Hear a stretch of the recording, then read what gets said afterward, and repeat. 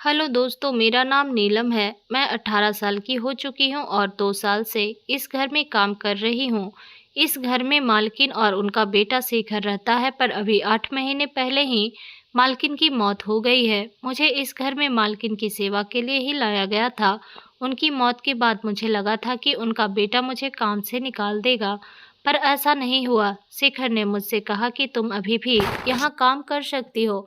मुझे यह सुनकर बहुत खुशी हुई, क्योंकि मैं दिल से ही दिल उसे पसंद करती हूँ। हालांकि शेखर के दिल की बात मुझे समझ नहीं आती। मैंने उसे कई बार मुझे चुपके से निहारते हुए देखा है, पर उसके दिल में मेरे लिए क्या फीलिंग है या मुझे नहीं पता। हाँ, मैं जानना ज़रूर चाहती हूँ। मैं दिन भर उसके घर में रहती थी। वहाँ मेरे रहने के लिए एक छोटा-सा कमरा भी था, जहाँ मैं रात में सो जाती थी। मैं मालकिन की मौत के बाद शेखर के करीब-करीब रहने लगी थी। मैं जवान हो चुकी थी, मैं दिखने में बहुत सुंदर हूँ। मेरी भूरी-भूरी आँखें, कसा हुआ शरीर, मोटे-मोटे प्राकृतिक उभार से सब देख के किसी भी लड़के का मन मचल सकता है। मेरा बाहर कहीं कोई आना-जाना भी नहीं था। मेरे सामने बस शेखर ही था। वह भी 20 साल का एक जवान लड़का बन चुका है। मैं उसे खुश करने का कोई भी मौका नहीं छोड़ती थी, पर ना जाने क्यों वह मुझसे दूरी बनाता। बातों-बातों में कभी उसका हाथ पकड़ लेती तो मेरा हाथ झटक देता था और मुझसे कहता कि तुम मुझसे दूर रहा करो। मैं प्यार से उसका दिल जीतना चाहती थी, लेकिन उसके लिए तरह-तरह के पकवान भी बनाती थी। पर मुझे समझ नहीं आता था कि मेरे अंदर कुछ कमी है या उसके अंदर कुछ कमी है, जिस वजह से वह मुझे अपने से दूर करता है। वो चोरी-चोरी मुझे देखता है, पर जब मैं करीब जाने की कोशिश करती हूँ तो मुझे अलग कर देता है। लेकिन बहुत जल्द मुझे शेखर के करीब जाने का मौका मिल ही गया।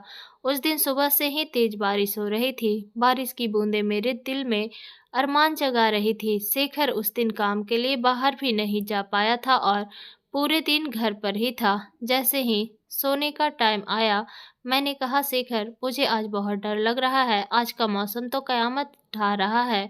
अगर तुम बुरा ना मानो तो क्या मैं तुम्हारे कमरे में सो जाऊं? यह सुनकर उसकी आंखें बड़ी-बड़ी हो गई और न जाने क्या मन ही मन सोचने लगा था। ऐसा लग रहा था कि वह चाहता भी है कि मैं उसके कमरे में सोऊं, पर वह कह भी नहीं पा रहा था। उसका यह भाव देखकर मैं काफ़ी चिंतित हो गई थी कि कहीं शेखर मुझे इसलिए तो अपने आप से दूर नहीं रखता क्योंकि मैं गरीब घर की लड़की हूँ और मेरे मम्मी-पापा मेहनत मज़दूरी करते हैं। मेरी माँ ने मुझे बचपन से ही काम पर लगा दिया था, क्योंकि स्कूल भेजने लायक हमारे पास पैसे नहीं थे। मैं बिना किसी मकसद के अपनी ज़िंदगी जिए जा रही थी। मैं हमेशा मालकिन के घर ही रहती थी। कभी-कभी अपने घर वालों से मिलने तो चली जाती थी, पर मैं बहुत अकेली थी। मुझे ऐसा कोई चाहिए था जो मुझसे प्यार करे। शायद मेरी उम्र की वजह से ही ऐसा था कि मुझे अपनी ज़िंदगी में एक लड़का चाहिए था और मेरे सबसे करीब शेखर ही था। अंजाम की परवाह किए बिना मैंने उससे कह दिया था कि मैं आपके कमरे में सोना चाहती हूँ। मेरे मन में तो यह था कि मैं अपनी पूरी रात उसकी बाहों में गुजारूं, पर ऐसा मुमकिन नहीं था। शेखर काफ़ी देर सोचने के बाद बोला, अच्छा ठीक है, यहीं सो जाओ। मैं अंदर आई तो यही सोच रही थी कि मैं कहाँ सोऊं, नीचे बिस्तर लगाकर सोऊं या उसके साथ बेड पर सोऊं। मैं शेखर की तरफ देखने लगी। उसने मुझसे कहा कि तुम चाहो तो बेड पर सो जाओ, बस मुझसे दूरी बनाकर रखना, या फिर चाहो तो नीचे भी सो सकती हो। शेखर तो मुझे शराफत दिखा रहा था, पर मुझे उसके करीब ही सोना था, तो मैं बेड पर ही सो गई। बारिश की वजह से काफ़ी ठंड लग रही थी, ऊपर से पंखा भी चल रहा था। शेखर एक चादर ओढ़कर किनारे पर सो गया था। मैं ठंड से काँपने लगी और फिर अचानक बिना सोचे समझे शेखर के चादर के नीचे आ गई और इंतजार करने लगी कि शेखर क्या करता है, पर वह तो अपनी जगह से हिल भी नहीं रहा था। अचानक मैंने सटकर उसका हाथ पकड़ लिया और कहा, शेखर, मुझे बहुत ठंड लग रही है। बस इतना कहकर मैं उसके ऊपर चढ़ गई। मुझे इस हाल में देखकर उसकी आंखें बड़ी हो गई थी, पर उसकी सांसें तेज-तेज चलने लगी थी। चलती भी कैसे नहीं। मैं एक जवान और बेहद खूबसूरत लड़की हूँ, जो कि उसके इतने करीब थी। मैंने कहा, मुझसे रहा नहीं जाता शेखर, मैं बहुत अकेली हूँ। तुम प्लीज़ मेरा अकेलापन आज रात के लिए दूर कर दो। मैं उसके बिल्कुल करीब आ गई और उसके होठों को चूमने लगी थी। अब वह भी बहकने लगा था, पर उसके चेहरे में मुझे डर नज़र आ रहा था। मैं उसके शर्ट के बटन खोलने लगी पर वह मुझे रोक रहा था। कहने लगा, नीलम प्लीज़ ऐसा मत करो। मैंने ललचाई आंखों से उसकी ओर देखा और पूछा, क्यों ना करूं शेखर। मैं उसकी तरह प्यार भरी नज़रों से देखने लगी और धीरे धीरे उसके बटन खोलने लगी थी। लेकिन जैसे ही मैंने उसके सारे कपड़े उतारे और उसे देखा तो मेरी चीख निकल गई। मैं डर के मारे बिल्कुल थर थर काँपने लगी थी। मुझे जरा भी इल्म नहीं था कि मैं ऐसा नज़ारा देखूंगी। मेरा चेहरा बिल्कुल लाल पड़ गया था। मैं एक पल भी वहाँ रुकना नहीं चाहती थी। मेरा दिल इतनी तेज़ी से धड़कने लगा था जैसे कि बाहर ही आ जाएगा। मेरी सांसें बहुत तेज़ हो गई थी और फिर मैं दौड़ती हुई उसके कमरे से बाहर निकल गई। मेन गेट खोलकर मैं बाहर निकल गई और बारिश में भीगती हुई दौड़ने लगी थी। मैं पागलों की तरह दौड़ी जा रही थी और वहीं नज़ारा मेरी आंखों के सामने घूम रहा था, जो अभी मेरे साथ हुआ था। बारिश के पानी के साथ मेरी आंखों में भी आंसू आ गए थे। मैं शेखर को बहुत पसंद करने लगी थी। भागती हुई मैं अपने घर तक पहुंच गई। जैसे ही मेरी माँ ने दरवाज़ा खोला तो मुझे सामने खड़ा पाया। मुझे देखकर वह बिल्कुल विचलित हो गई थी। तभी मेरे पापा सामने आया और बोले, क्या बात है बेटा, इतनी रात को यूं दौड़ के क्यों आ रही है? सब ठीक तो है ना? मेरे पापा ने मेरी मम्मी को ही डांटने लगे कि जवान लड़की है, तुझे कितनी बार कहा था कि उस जवान लड़के के साथ घर पर काम मत करवा, कुछ ऊंच नीच हो जाएगा। पर तूने मेरी एक भी नहीं सुनी और आज आज देख कैसे वह भाग कर घर आई है। तभी मैंने ध्यान दिया कि मेरी शर्ट का बटन भी ठीक से नहीं लगा था। मेरे बाल भी बिल्कुल बिखरे हुए थे। कोई भी देखेगा तो यही सोचेगा कि मेरे साथ कुछ गलत हुआ है। मेरी मम्मी ने मुझे घर के अंदर ले लिया और ज़ोर ज़ोर से रोने लगी। बोली, यह क्या हो गया? मैं उन लोगों को कुछ कह भी नहीं पा रही थी। थोड़ी देर बाद अपने आप को संभालने के बाद मैंने कहा, मेरे साथ आज की रात जब मैं 16 साल की थी तब से ही मेरी माँ ने इस घर पर मुझे काम पर लगा दिया था, क्योंकि घर की मालकिन बहुत बीमार थी। उस वक्त शेखर करीब 18 साल का था। मैं धीरे धीरे जवान हो रही थी। मालकिन के बेटे को देखकर मेरा मन मचलता था, पर वह मेरी ओर कभी भी आंख उठाकर नहीं देखता था और हमेशा अपने काम में ही लगा रहता था। काम करते करते मुझे पता चला कि घर में एक बसमेंट है। शेखर अपना काम खत्म करके घर आता है और फिर बेसमेंट में चला जाता था। वो घंटों वहीं पर बैठा रहता था। बेसमेंट से अजीबोगरीब आवाज़ आती थी और कुछ धुआं धुआं सा लगता था। पहले मुझे यही लगता था कि शेखर नीचे बैठकर नशा करता है, पर जब वह मेरे पास आता तो उसे देखकर ऐसा नहीं लगता था कि वह कोई नशा किया हुआ है। वह बिल्कुल स्वाभाविक लगता था, पर बहुत ही परेशान सा लगता था। मैं हर वक्त उसके ऊपर नज़र बनाए रखती थी क्योंकि मुझे वह पसंद था। एक दिन मालकिन सो गई थी और शेखर बेसमेंट में था। उस मौके का फ़ायदा उठाकर मैं भी बेसमेंट के अंदर चली गई थी। मैं वहाँ खड़ी थी तो देखा शेखर बिना शर्ट के कमरे में पता नहीं क्या कर रहा था। उसकी पीठ मेरे तरफ थी। मैं उसकी बॉडी को देख रही थी। अचानक से मैं उसके करीब चली गई और उसके पीठ पर हाथ रख दिया। शेखर बिल्कुल भड़क गया और मुझे डांटने लगा, तुम यहाँ क्या कर रही हो? जाओ यहाँ से। फिर उसने अपने जिस्म को तुरंत ढक लिया और मैं उसके जिस्म को देख ही नहीं पाई थी। शर्ट पहनने के बाद मैं वो मेरी तरफ मुड़ा और कहा, तुम यहाँ क्या कर रही हो और तुमने मुझे हाथ क्यों लगाया? वो बहुत गुस्से से कह रहा था, पर उसकी आंखों में मुझे प्यार नजर आ रहा था। मैं तुरंत उसके करीब चली गई थी और उसके होठों पर किस कर दिया और बोला, तुम्हें मिस कर रही थी इसलिए देखने आई हूँ। मेरे अचानक इस हमले से वह घबरा गया और बोला, यह सब क्या है? पर उसकी सांसें तेज हो गई थी।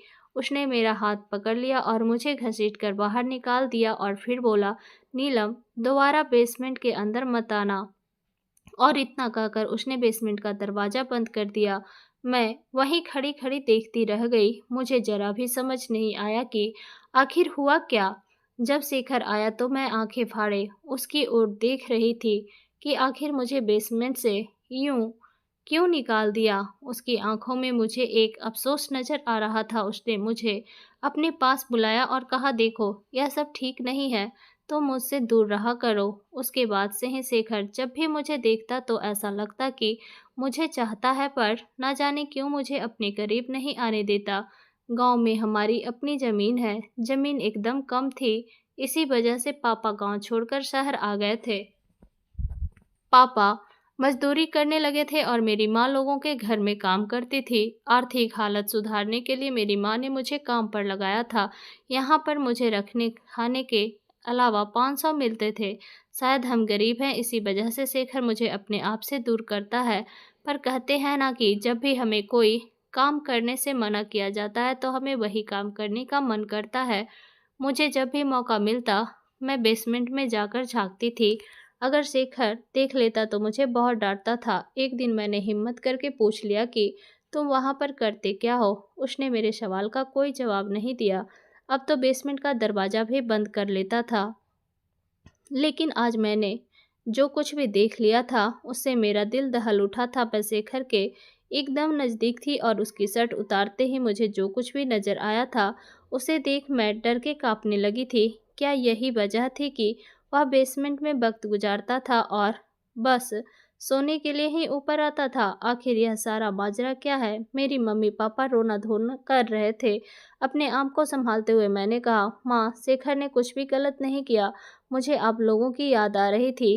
पूरे दिन से इतनी क़यामत वाली बारिश हो रही थी कि मैंने पूरा सपना देखा और सपना टूटते ही मैं दौड़ती हुई आप लोगों के पास आ गई। शेखर अच्छा लड़का है। वह कभी भी मेरी तरफ गंदी निगाह से नहीं देखता है। मेरी बातें सुनकर मेरे घर वालों ने राहत की सांस ली, पर मैंने उन्हें सच नहीं बताया था। मुझे सच बताने की हिम्मत नहीं थी, जिस वजह से अगले दिन उन्होंने फिर से मुझे काम पर भेज दिया। मैं सुबह काम पर आई तो देखा शेखर घर पर ही था। शायद वह मेरा इंतजार कर रहा था। मैंने उससे कोई भी बात किए बिना सीधा घर का काम करने लगी। शेखर मेरे आगे पीछे घूम रहा था। उसने सोचा था कि मैं उससे कोई सवाल पूछूंगी, पर मैंने कोई सवाल नहीं पूछा। मुझे उससे नफरत सी हो गई थी। शाम तक वह मेरे आगे पीछे ही घूमता रहा। जब मैंने अपना सारा काम खत्म कर लिया तो अचानक उसने मेरा हाथ पकड़ लिया। उसने कहा, मैं तुम्हें सब बताऊंगा, तुम बस बैठ जाओ। मैं उसकी तरफ देखने लगी थी। मैं उसे पसंद करने लगी थी, पर कल रात के बाद मेरा दिल टूट चुका था। अब शेखर बोलने लगा। उसने कहा, जब मैं 16 साल का हुआ था तो गलत संगत में पड़ गया था। अपने दोस्त के साथ गलत जगह पर जाने लगा था और वहाँ औरतों के साथ रात गुजारता था। मेरे पापा नहीं थे और मेरी माँ बहुत बीमार रहती थी, तो मुझे रोकने टोकने वाला कोई नहीं था। मैं जवानी के जोश में अलग अलग लड़कियों के साथ रिश्ता बनाता था। मेरे क्लास की एक लड़की थी जो कि बहुत खूबसूरत थी। मैं और मेरे दोस्त उस लड़की को हासिल करना चाहते थे और हमें मौका भी मिल गया था। हमने उसे ज़बरदस्ती उठा लिया था और फिर उसे एक झोपड़े में लेकर आ गए थे। हम सब ने मिलकर बारी बारी से उसके साथ गलत काम किया। वह बहुत रोई थी, गिड़गिड़ाई थी कि मुझे छोड़ दो, पर हमने उस पर दया नहीं की। हमने उसकी कुछ गंदी वीडियो भी बना ली थी और कहा था कि अगर किसी को बताओगी तो यह वीडियो सबको दिखा देंगे। रोती हुई उस लड़की ने मुझे श्राप दिया था कि भगवान तुम्हें इसकी ऐसी सज़ा दे कि तुम सोच भी नहीं सकते। हमने उसकी बात को हंसकर टाल दिया था, लेकिन जब मैं घर आया तो मेरे पेट की चमड़ी में बहुत जलन होने लगी थी। मैंने कपड़ा भिगाकर अपने पेट पर रख दिया था। ना जाने चमड़ी इतनी क्यों जल रही थी। मैं उस जलन से तड़प रहा था और कुछ घंटे के अंदर मेरे पेट में बड़े अजीब से दाने निकल आए थे। मैं डॉक्टर के पास गया, पर दाने बहुत बड़े हो गए थे। डॉक्टर ने उसकी दवाई तो दी थी, पर वह ठीक होने का नाम नहीं ले रही थी। दाने फूलते चले गए और मेरा पेट ऐसा गंदा हो गया। अब मैं किसी लड़की के करीब जाने के लायक भी नहीं रहा। मेरी हालत इतनी खराब हो गई थी कि कोई लड़की देखती तो डर जाती और उसका दर्द मुझे अलग होता था। जब तुम यहाँ काम करने आई तो मैं भी तुम्हें मन ही मन चाहने लगा था, पर मैं जानता था कि कभी ना कभी तुम मेरी शर्ट उतारोगी तो वह दाने तुम्हें दिख जाएंगे। बाकी लड़कियों की तरह तुम भी डर जाओगी और कल रात वही हुआ। मैं इसके टोटके कर रहा हूँ कि यह ठीक हो जाए, क्योंकि डॉक्टर इसका इलाज नहीं कर पाए और इसी वजह से मैं बेसमेंट में जाता था। मैं एक तांत्रिक से इसका इलाज करवा रहा हूँ और अभी थोड़े थोड़े ठीक भी होने लगे हैं। तांत्रिक बाबा ने कहा है कि अभी इन्हें ठीक होने में 6 महीने और लग जाएंगे।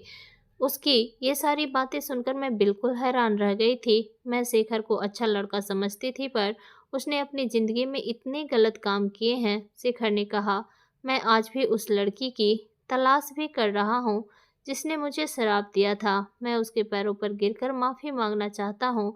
मुझे पता है कि वो मुझे कभी माफ़ नहीं करेगी, पर कम से कम मेरे दिल का बोझ तो हल्का होगा। मैंने उसको बहुत खोजा, पर शायद वह लड़की शहर छोड़कर चली गई है। करीब 6 महीने के बाद धीरे धीरे शेखर इस इलाज से पूरी तरीके से ठीक हो गया।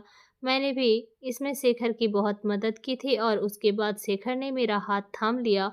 वो बोला, मैंने अपनी ज़िंदगी में जो भी गलतियाँ किया है उसे सुधारना चाहता हूँ। मैं तुमसे शादी करना चाहता हूँ ताकि तुम्हारी ज़िंदगी भी संवर जाए और मैं भी तुम्हारे साथ खुशी खुशी ज़िंदगी बिता सकूँ। उसने मेरे माँ बाप से मेरा रिश्ता मांग लिया था और वह भी खुशी खुशी मेरा हाथ उसके हाथ में देने के लिए तैयार हो गए थे। शेखर पूरी तरीके से ठीक हो चुका था और वह अपना सबक सीख चुका था कि लड़कियों की इज्जत करनी चाहिए, उनके साथ ज़बरदस्ती नहीं करनी चाहिए।